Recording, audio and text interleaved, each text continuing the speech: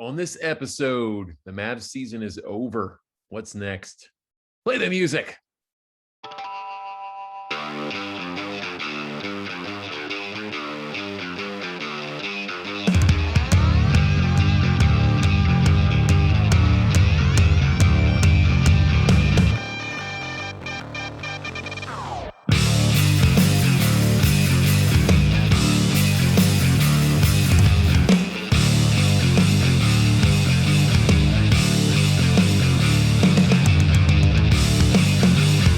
Welcome to the Goal Line Fade. We are a Dallas sports podcast. I am Zach, your host, with Brian, my RB1.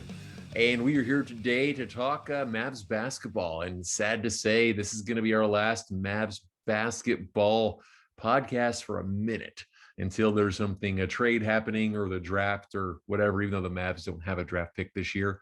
And this is kind of the players did their exit interview today after losing to the Clippers and season being over. This is kind of our podcast exit Mavs interview. So Brian, checking in with you, my man. It's been about a week. How are you doing? How's life treating you before we get popping? I'm heavy-hearted, man. I'm still sad. I'm still with, I'm not over it yet. I didn't think we were going to win the championship, but I really thought for a couple of things. One, I totally forgot how emotionally taxing a playoff series is when you really truly believe that you have a chance to win it. You know what I mean? It's been a while. For me anyway, I didn't truly think we were going to win last year. But I would say it's probably been since 2014. With Rondo and Parsons? Yeah, that whole thing when we took the Spurs to 7. That was probably the last time where I was really, truly invested in a playoff series, and I just forgot how draining it is with the ups and downs and the backs and forths. See, I didn't think, to chime in, I didn't think they were going to win with the Vince Carter squad. They were super fun to watch, but when they traded for Rondo, I think the season after, is when they had Chandler Parsons, who was actually a pre-injury good. Yeah, the Mavs before that trade were really, with Jameer Nelson and everyone else, were real good. So I was excited. We got Rondo. We've talked on this podcast about how you and I were very big advocates of trading for him for seasons, for years, trying to get him here. That was the year when we made the Rondo move. I was like, dude, this team might be able to win. And then in the first game, Chandler Parsons blew out his knee, and Rondo got benched. And that was it. They haven't been in the playoffs since, actually, I believe. Except for last year under the Luka reign. I want to say it was 4 years of no playoffs, 3 years of no playoffs after that. I believe you are correct. That Rondo trade set us back quite a bit. Yeah, I mean, fucking Rondo. Like you, I'm also sad. I'm also heavy-hearted. I love my Mavs. I think I'm sad too because, I don't know what to do with myself. I love basketball, and I don't love game ones or twos. I pay attention to who's winning. Maybe if it's close, I'll watch the last few minutes of the games. I'll definitely watch elimination games, but Mavs, I bleed my Mavs, And Hudson, my kiddo, he watches the game with us. My wife watches the games. It's like we all do it together, It's like there's a void now. It's just man, okay, definitely can't get on the Rangers right now. It's seems like a bad time in itself. Well, we were talking before we started recording that's another thing is we have entered the dark period. This is the dark, we thought maybe they were going to give us a solid June. We really did.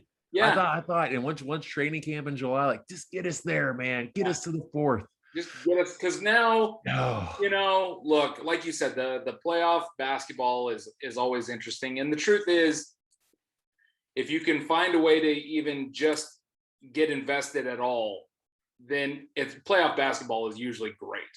If you just even care just that much who wins. And it'll probably take me till around game 4, game 5 of the second round before my butt starts hurting about what happened with the Mavericks, and then I can probably really get invested a little bit and start really rooting for a couple of teams. So it'll be all right, but it's just not the same, of course. It's not right. Well, I have some thoughts, and we're going to get into those thoughts. First off, did you see A Quiet Place 2? Did you make the time to see that movie? No, I did not. We absolutely planned on doing it. Our plan was to go. My sister-in-law was in town for the holiday and all that stuff, and she was. The plan was for her to leave town on Wednesday or Thursday, and those plans got changed around a little bit, and she didn't end up leaving until Friday evening. And we were gonna go see it Friday evening, and by the time that happened, by the time we got her to the airport and off, we looked up tickets to go see it in 4D, and it was no longer being shown in 4D. Stopped that Friday. So we're gonna go probably see it sometime this week, just in standard old 2D. So good, man. And it got greenlit for the trilogy 2023. I know. I saw that. I'm excited about that. Oh, yes. I did, however, watch the new Conjuring, which is what took it out of. Yeah, I saw that. I like the Conjuring series, but that's it.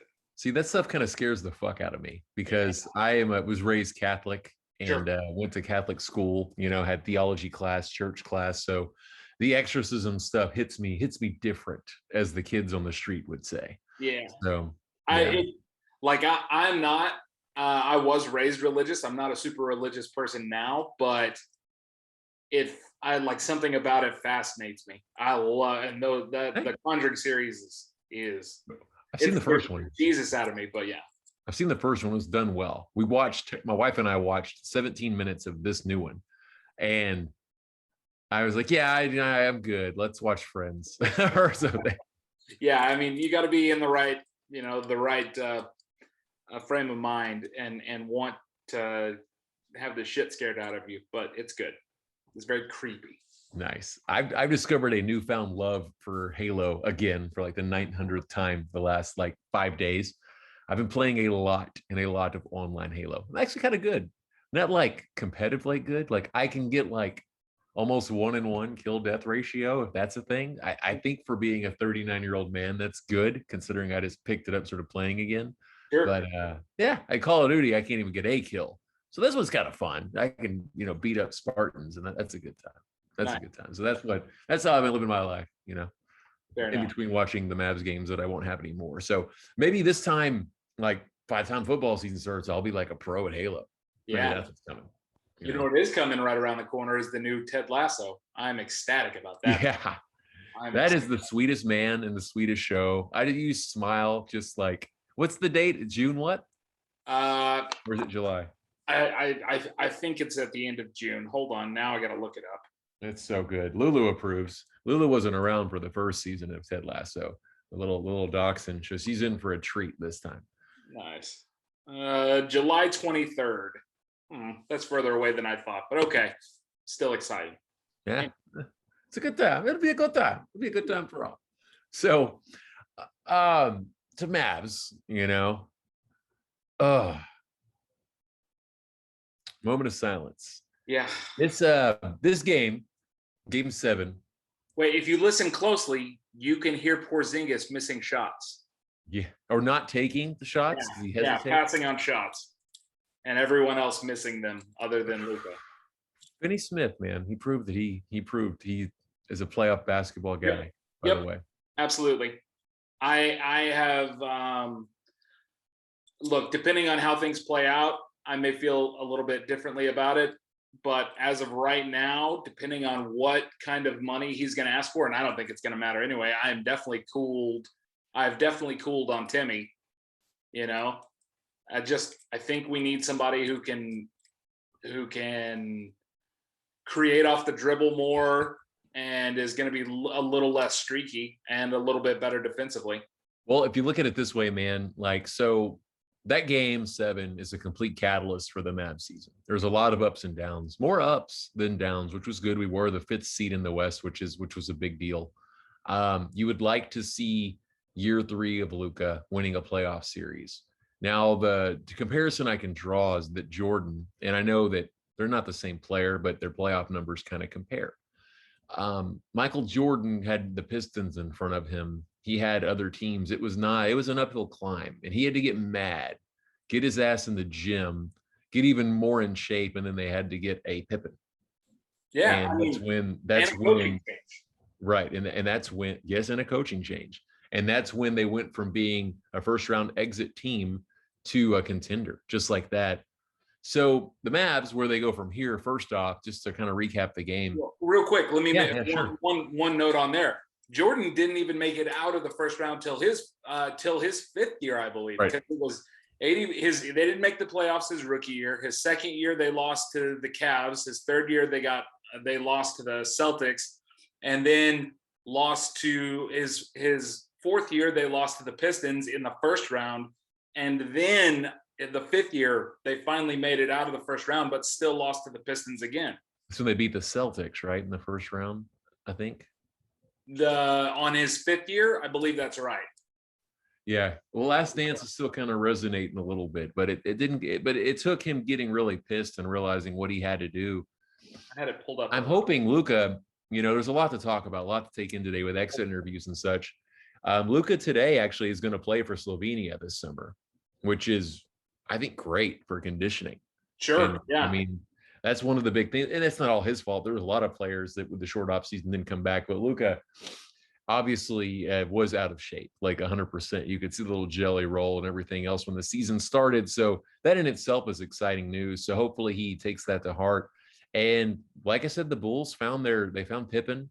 They did a coaching change. There's a lot of things that had to change. And for those who listen, obviously you're not involved in our text chats, but Brian and I were kind of texting yesterday.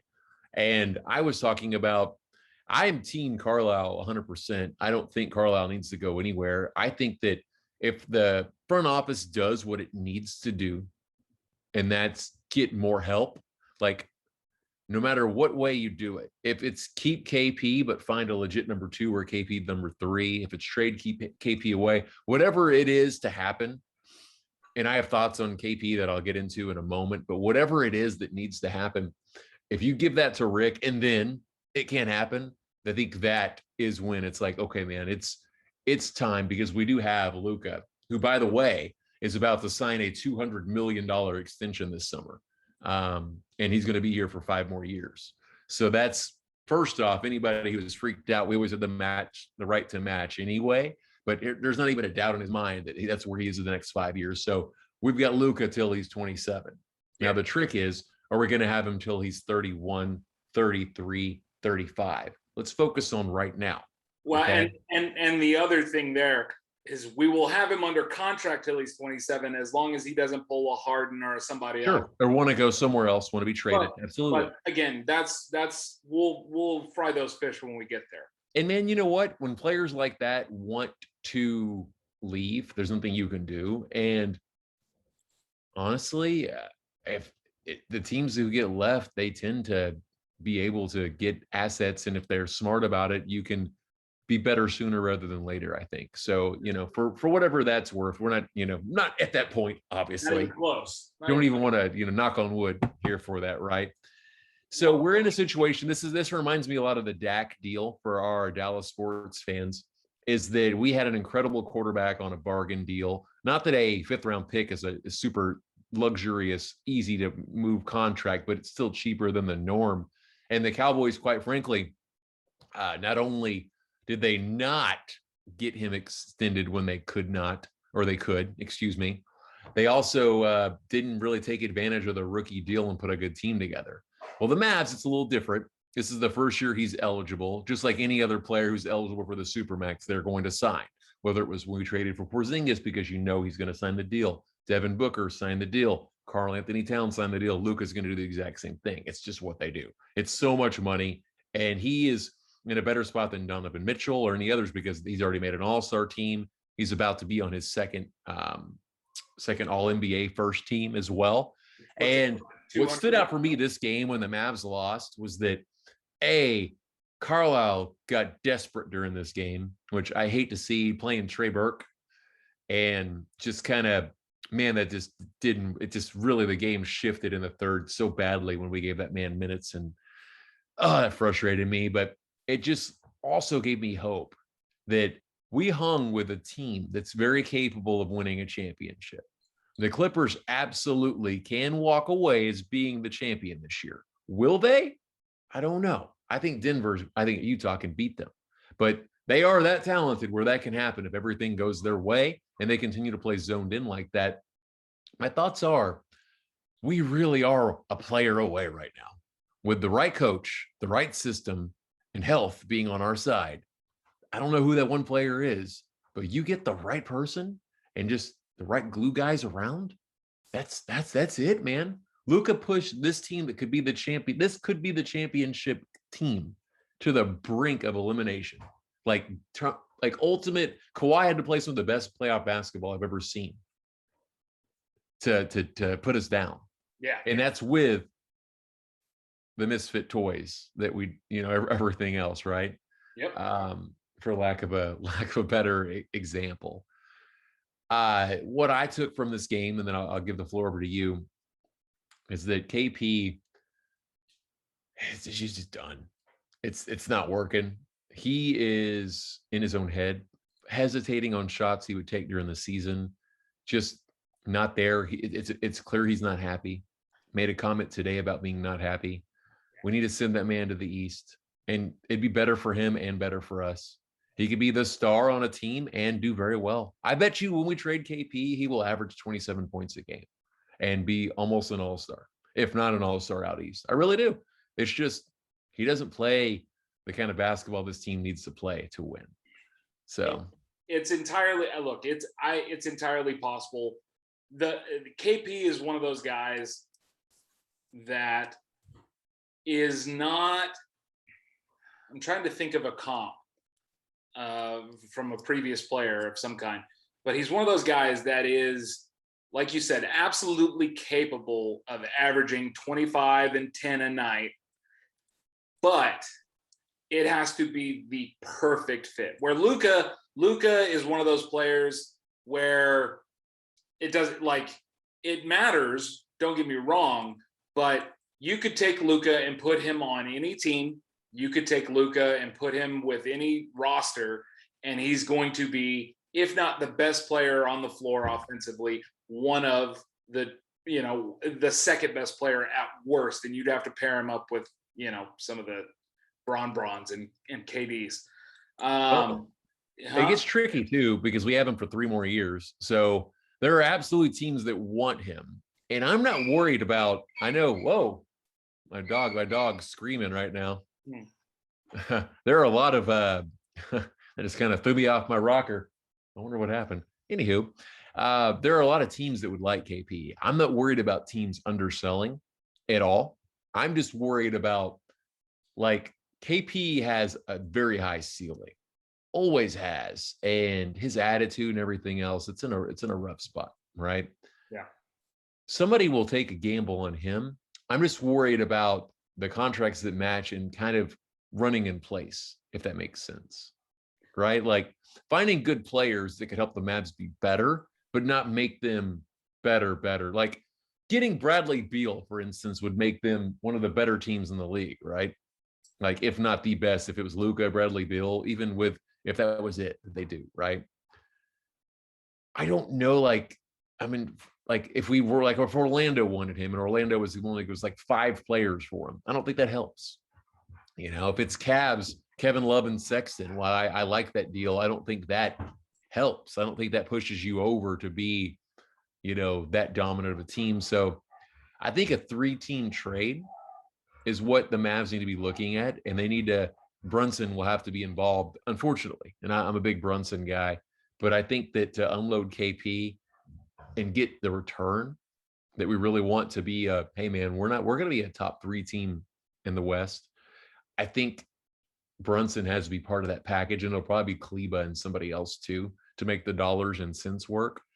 And because we have Luka's contract to work with. I'm going to break that down real quick. This is before we start talking trades and everything else. So Aaron Rodgers is not expected to attend Green Bay's minicamp. Water is wet, guys. Yeah. Saw that coming. So next season, when Luka's extended, he's going to make $34 million. The next season, 37, then 40, then 43, then 45 is what we're looking at. Now, the good news is, this is why we also traded for KP. Cube's probably at this point, after not being willing to pay luxury taxes and such for Dirk. He's over that. I think he's over that. So the good news is you can sign your own over. Sign them last. So take that for what it is, what you will, right? Sure. So that's one thing that we have to take into account. We have Josh Richardson, who can opt into his deal, and with the way he played, he's gonna opt in. He just might, and that's okay because you can still trade the man. So it's not like he opts in, and that means he's on a 1-year deal. That's in the NBA, a 1-year deal is valuable to the right team, right? Yeah. You have Tim Hardaway, who is a free agent 100%. He can do whatever he wants. In his exit interview today, he said he views himself as a starter. And quite frankly, I think he earned that right and earned what money is going to come being a starter this playoff series. I just don't know if it's the right fit for what we need with the amount of dollars we have to spend, unfortunately. I like Tim Hardaway, would like him back, but I don't know if we're not moving KP, I don't know if it works. So I created a trade today that I texted you. Can I talk about that right now? Is it okay with you? Yeah, go. Okay. So I analyzed this entire series and what I liked, what I didn't like.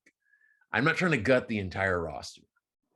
What I think the basis of a trade, it's a 3-team deal that I think could really, really, really benefit the Dallas Mavericks this season. Will be getting the Cavs and Indiana involved in a 3-team deal.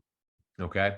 First off, there's already been rumblings starting last week that the Mavs were going to be in on a trade for Miles Turner and Marcus Smart on the Celtics, which are very good, smart IQ basketball players, good defense. Yes, sir. The current rumor is not Marcus Smart on the Celtics, but Kemba. Right now, there's a lot of, I was literally right before the podcast, a lot of stuff rumbling up about a Kemba for Porzingis possible trade with other stuff. I'm not down for that, but that's what's going on, and that's what's out in the ether currently. A little too banged up for my liking, personally. Yeah. Long in the tooth, coming off injuries, always injured. But anyway, go ahead. Sorry. No, you're fine. You're gold. So the trade that I came up with when looking everything over is this. Okay, we would get the Cavs involved, and we would get Indiana involved. We would send KP to the Cavs. Brunson would go to the Pacers. Okay. The other players that I have coming off of the Mavs, let me pull this up 1 second, would be, we would also be sending Melly to the Pacers and Kleba to the Pacers. And the Cavs would also get Tyrell Terry as well. The Mavs would get Kevin Love from the Cavs, Miles Turner from the Pacers, and Colin Sexland from the Cavs as well. That's Colin Sexton. I like to call him Sexland. I think he's a good player. He's a bit of a ball hog, and I think Rick Carlisle can fix that. But I think I like the potential. I don't love Kevin Love, but to get rid of Porzingis's contract, and who knows, maybe our doctors and our medical staff, maybe it's a Tyson Chandler situation where he rejuvenates himself for the season and does real well. Ironically, that's a perfect comp for what I was looking for earlier with Porzingis is Kevin Love. I mean, it's truly a perfect comp. They not play style, but capable of being a 28 and 10 player on a really bad team where they are 100% the focal point, but you put them around players that are going to be more dominant and more deserving of the rock, and they shrink a little bit. Anyway, go ahead. Sure. Yeah, Kevin Love with Minnesota was like 20 and 10. Yeah. 20 and 10. He was like the male. You could count on it 100%, 20 and 10 every night, 100%. And then he goes to the Cavs and third fiddle at best. But anyway, I love that deal. The deal you put together, I would do that in a heartbeat. I There's love also Colin Sexton. it's And very creative. I'm kind of ashamed with the 30 minutes I spent not working doing that this morning. I should have been. I know your employers, they'll be fine. Yeah, it's fine. I love every aspect of it. The kid from Indiana is that oh God, that would make me so happy. Watching that dude roll to the rim, play the pick and roll, play the pick and pop with Luka. Miles Turner? Yeah, Miles Turner. Yeah. He's he led the league in blocks too, man, which is yes, absolutely something the Mavs need, you know. A rim protector. What KP was supposed to, because that's what, to me, that's the most disappointing part about KP is when he was in New York, he was a solid defensive player. He was a solid rim protector. He'd block. He was averaging, 10, 11 rebounds a game.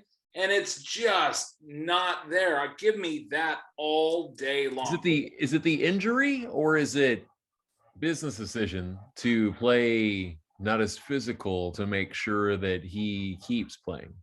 I think it's a little bit of all of the above, but I think it's also that because he feels disrespected or taken for granted or whatever, being forced to play the number 2 to Luka, I think it's one of those things where he's not engaging because he's not as engaged defensively because he's not being engaged offensively.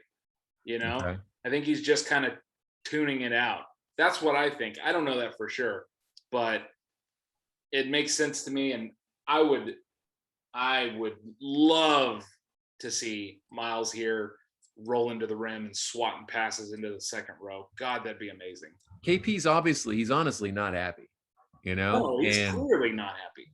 And the best way to make it work would be, I'm not saying they got to choose him or Rick Carlisle, because I don't think that solves the problem, honestly. Right. Yeah. But I think you send him somewhere, he's happy, we get somebody else, and then we're good. Because the last thing I want is when I'm got superstar Luka, I feel like this team's one player away. I don't want to have an even more unhappy potential superstar on my team. I lose that lightly, who's just sucking the come play Dallas away, right? Yeah. Do it solid. Hey man, this just didn't work. Let's have a an easy breakup. Let's find the situation that's going to be suitable for you and make sure it works for both parties. Well, so to play off of something you just said and simultaneously take it back to something you said earlier, I wanted to ask you this because I want to take a second and talk about the Rick Carlisle thing. Just Please. For a second. We don't have to spend a long time, but you're absolutely right. Maybe another coach could make it work with Porzingis and Luka. I don't think so, personally. I am 100% on Team Carlisle. He has earned my love and respect. So what I wanted to ask you is this: in regards to not just Game 7, but the loss in that series, just rank your, in order, I guess. How far down the list of people you think are responsible for the Mavericks not making it out of the first round? How far down do you get before you get to Rick Carlisle? Right? Well, it starts with Cuban. Yeah, Cuban / Donnie. It starts with Cuban because Cuban didn't understand properly or didn't want to do what he thought he needed to do in order to keep the team together in 2011. No, right? That's where it started. Well, now let me clarify. You're talking about the team not getting out of the first round since 2011. I'm talking about specifically this year, right? Oh, this year? Who do you hold responsible for the team not making it out of the first, for the lack of success, if you want to call it that, the lack of success this team had? How far down the list do you get before you get to Carlisle? Because for me, there's only 2 or 3 people less responsible for it to me than Carlisle. It's Cuban, it's Donnie, then it's Porzingis, then it's Rick. Is my order, honestly. For me, the only people I think are less responsible for it in a negative way are Luka, and that's really about it. Because like I don't put any real responsibility on any of the like role players. When you want to talk about like oh man, Kleba for all the injuries he dealt with, he played as good as and like Dodo, yes, he had some off nights, but I certainly don't put the game on the game 7 on him. He had as many bad nights as he had some terrific nights. Tell you what though, those 3 or 4 every game after games 1 and 2 turnovers that Luka got, they're bad throwaway balls. 2 years from now, heck, maybe even the next season, he's not making that mistake. No, and the one and see. There's 3 areas of improvement that Luka's got to work on. Has to, right? Free throws, obviously. The free throw percentage is atrocious. And he'll work. I think that's going to be his primary focus this offseason. I think that's the year. Every year he's gotten better at something. Sure. 2, his conditioning has got to get better. Look at I don't know if you've looked at it, and I don't have the numbers pulled up, but there's a lot of info out on Twitter where they're breaking down the point differential and production differential between the first half of games and the second half. Oh, sure. Yeah. His shot goes flat. Even Jeff Van Gundy was talking about it yesterday. Jeff Van Gundy also, interesting comment. This should tell fans who are listening how phenomenal of a player Luka is he's like, he put him in the same sentence as Kawhi. He's like, this is crazy. Either Luka or Kawhi is not going to be in the second round. It wasn't like, oh my gosh, the Mavs are so surprising. There's a chance Kawhi might not be. No, it was both of them. In fact, people that know, like on the ringer.com, they had the Mavs at the 3rd or 4th seed when the season started with this roster. Yeah. So one of the things I think the front office did an okay job with what they had. I thought we were going to get the Miami Heat, Josh Richardson, and we didn't. No. And you know what, dude? If they didn't pull that I appreciate the Redick trade. I'm still, hey man, they swung, and I know what they were trying to do. Yeah. But damn it, we could have used James Johnson in that series, right? 100%. Yeah, because Redick didn't play a single minute, and I don't know. Look, what happened? There's stuff that's not getting talked about with Redick not playing. I don't buy that he's as unhealthy as. I just don't buy it. Obviously he wasn't a fan of getting traded here, and that's fine. It is what it is. He's ancient and is going to play where he wants to play. He's going to go to the Knicks. He's going to go to the Knicks in the offseason. The Knicks or the Nets if they can afford him. He wants to be in the New York area. He lives up there. Fine, but the trade right now, of the trades that happened, it sure would have been nice to have Seth for this series, because we brought Josh Richardson here, like you said, thinking we were going to get the Miami era. He didn't even play. No, and it played like 5 minutes. We got him because of the fact Curry was having to guard fucking Kawhi Leonard. Yeah, last year. And to be fair, again, this is not one of those things where I think Rick should have played him. He was not playable offensively. The 5 minutes that he was in there, he's turning the ball over. He's just breaking shots. He and Trey Burke made my eyes bleed yesterday on Game 7. Like I could not believe it. Between that and Porzingis just being so passive. Like Tim Hardaway and Dorian Finney-Smith wanted all the fucking sauce, dude. Every time they had the ball, they were like, "Let's fucking go, man. Let's go." Yeah. And then nobody else, man. No, it was sad. Again, we got a lot of time for us to talk about what this team needs and what kind of players fit well. Speaking of time, look at it. The draft isn't till the 29th of July this year. Wow. Normally free agency is happening around the 4th. Yeah. So we're still in this COVID condensed off season a little bit, right? We're still a little bit off of where we need to be. So, I mean, like predicting what's going to happen, like trade shit's going to start in July. Yeah. Because that's when draft preparation, all the camps are going with the rookies. And that's when trades start. Like, remember when Chris Paul got traded before the opt-out date, Paul George, things like that, right? It's when he got traded to OKC. So we're looking at a good 3 weeks here of like nothing. Maybe some rumors, maybe some this player might opt out, this player's not going to. And then we can kind of get an idea of what the zone is and what direction needs to go. Yeah. I just know one thing. Availability is key. They need to target people that are going to be available. Absolutely. I don't want Kemba Walker here because he's not available. He's a point guard, dude. He's not like a lights out shooter. No, he's not a lights out shooter. I like the idea, not of Kemba Walker. I do like the idea of getting a secondary creator. Sure. But I don't want that person. That's why I was team Chris Paul the last 2 years. Yeah. I wanted Chris Paul, and everyone said it was a terrible idea. On my podcast I did before this, it's stupid. It's too much money. It's everything else. I'm like, no, it's not. It's Chris Paul. Well, he's a great player. Chris Paul, look, when he was with Westbrook, right? It didn't work in the long in whatever, but Chris Paul has shown that he's capable of playing with a ball dominant. You mean Harden? I'm sorry. Yes, Harden. Not Westbrook. Sorry. Oh, you're fine. But yeah, when he played with Harden, he's shown that he's capable of playing with that kind of player. Because while I'm not a big Harden fan, I think Harden's probably the closest comp to Luka currently in the NBA, at least statistically, not game-wise, but stat-wise. And Chris Paul showed that it can work, right? They didn't win the championship, but I don't blame that on Chris Paul. Yeah, no, and it can. The problem with the Mavs have is they don't have a whole lot to make that happen. Kemba Walker could be a great addition.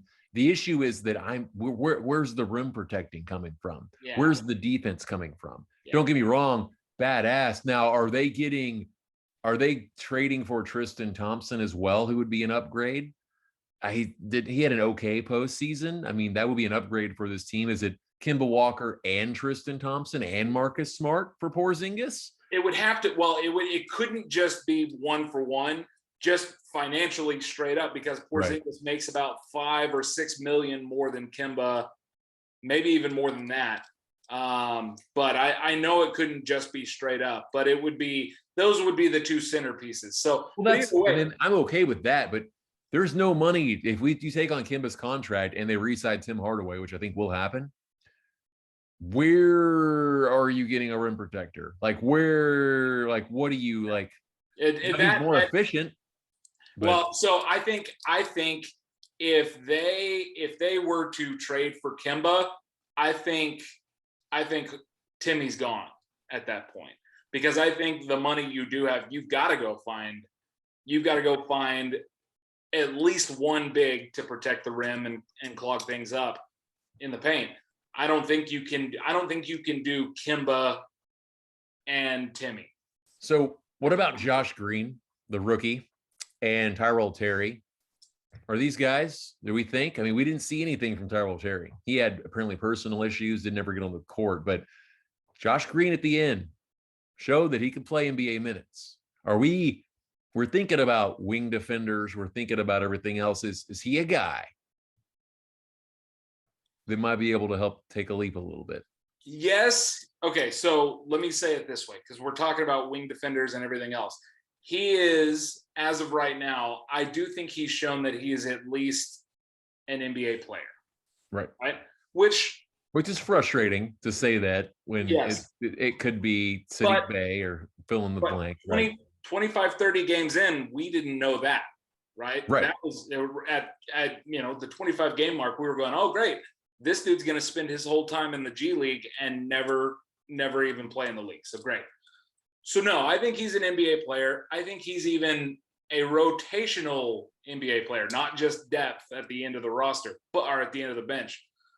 But he is, as of right now, not somebody that would prevent me from signing somebody else, right? I think he's somebody that is there, and if he progresses in the way that we hope, then great. But I don't know, that's my thoughts. Your thoughts? No, man, I'm with you right there completely. I think that we forget some of these young guys are going to get better. You look at Kleba, for instance, and how much he's grown in the last 3 seasons. Dodo. Look at Luka. Look at Dodo. these players naturally get better too. I mean, this team, 2 years ago would have been swept. Oh yeah. Right. Oh yeah. They lost in 6 games and they just pushed them to 7. Like it's getting better. Yeah. And it's just, we want more as a fan base. So how do you get there? Like for me, they got to have a rim protector. They got to have multiple. I mean, you're playing in the West. There's Jokic. There might be Drummond still there. There's bigs that will take. There's Anthony Davis. There's just, you have to, Rudy Gobert, right? And then you've got these amazing, you've got Curry, you've got Donovan Mitchell. You have to have answers for that, right? Luka is a phenomenal player, but he's not LeBron on the defensive side. And he probably won't be unless never will be. That's okay. LeBron's one of the 10 greatest defensive players of all time. Sure, like with Jordan. And it's a very big rarity, right? Yeah, so he's never gonna be that. That's okay. That's okay. Right. Just plan accordingly. Like you were saying. That's what I'm saying. That's why they need to find a way. And it's so important because Porzingis isn't that guy. Yeah. And he's just making it worse. They're more efficient when that man is not on the court. So addition by subtraction. But the problem with Donnie and Cubes is they gave up so much. Like we don't even have a pick this year. Yeah. Right? Yeah. So they gave up so much to get this guy. So they want close to a return like that. You're not getting draft picks. You're not getting that, at least I don't think. So what do you do now? It's almost take a step back and hoping that your role players and Luka get even better. So just by getting him off of your team and adding, then next year you're winning a playoff series or 2. And then you're right there. I think that's what I think that's the attitude. And that's where I'm terrified because I don't know if they feel like I do.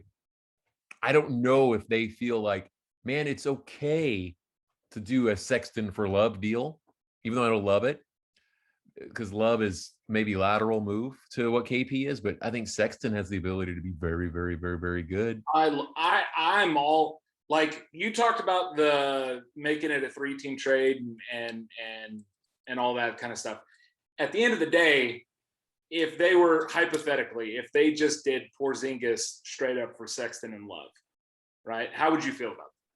No, it's better than having him on our team. That's what I see. I'm 100% with you. Look, I don't love the Kevin Love part of it. Yeah, but I do like Sexton a whole lot. Oh, he's whole lot. So good. And if he could just be more passive, well, moving and when Luka will have the ball. Yeah, so. I was about to say he'll play the 2 as opposed to being a primary ball handler. He, his spot up shooting will probably improve. His looks will improve because he's playing on a team full of absolutely nothing right now. Right. I think the best parts of his game will be able to be accentuated playing alongside Lucas. I'm all about it.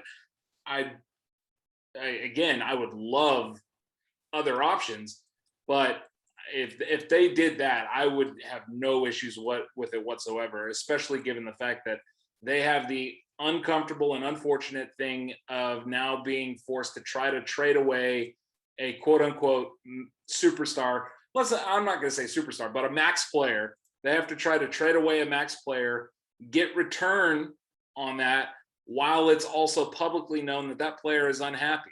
Right. That's the problem. That's why I'm terrified that I think that they're just going to, okay, we don't see what we want.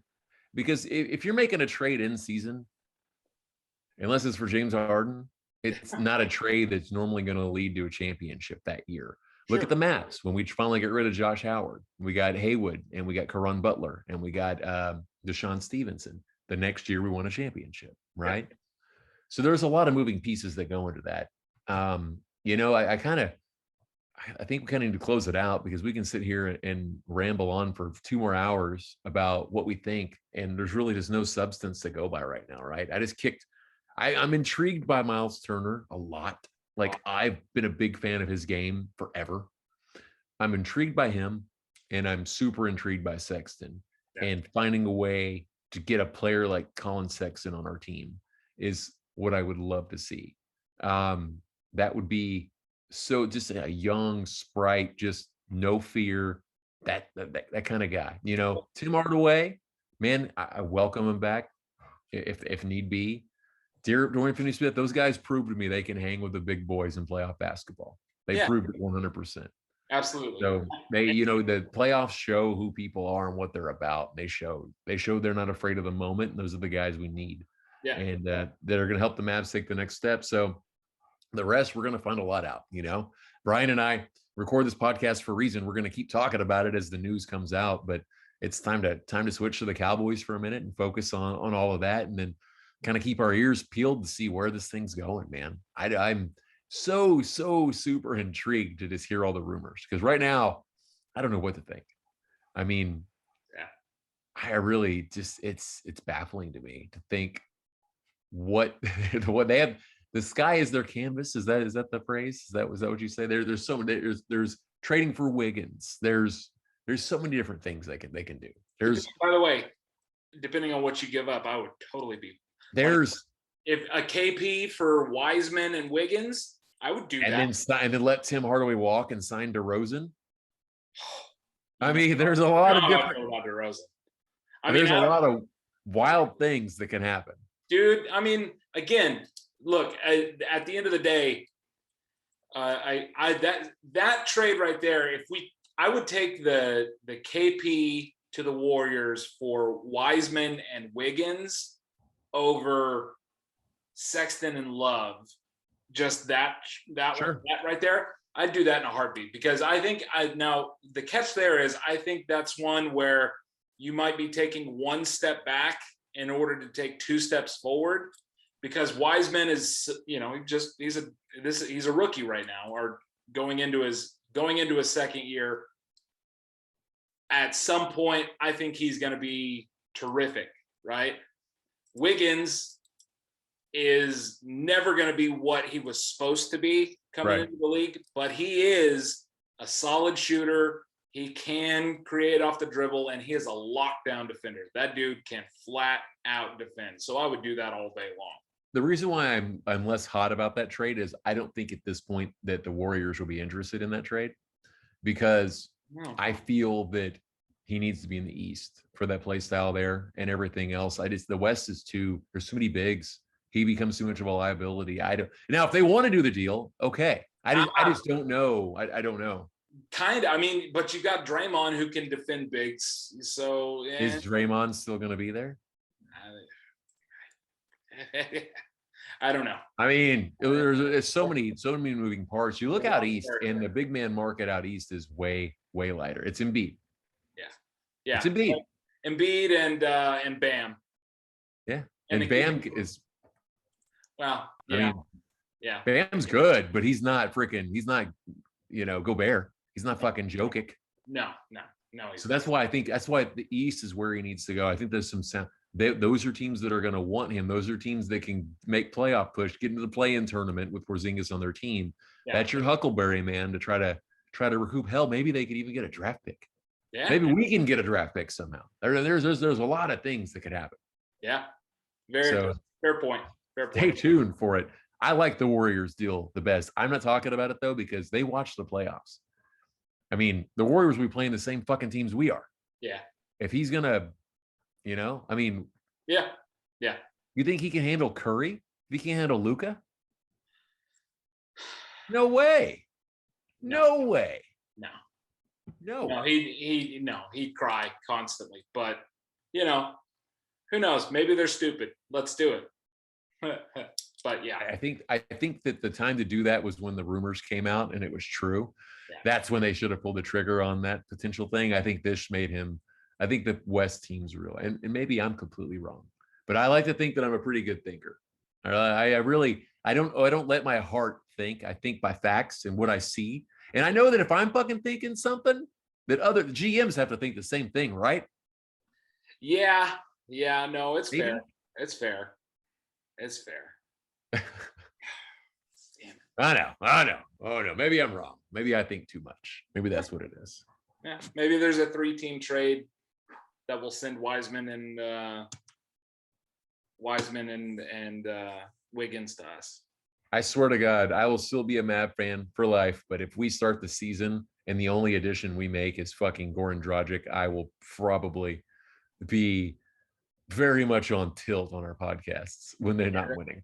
Not only if he's I'm not interested in him coming here at all. No, he's a good player, but he is not. He's fucking 40 years old. Yeah.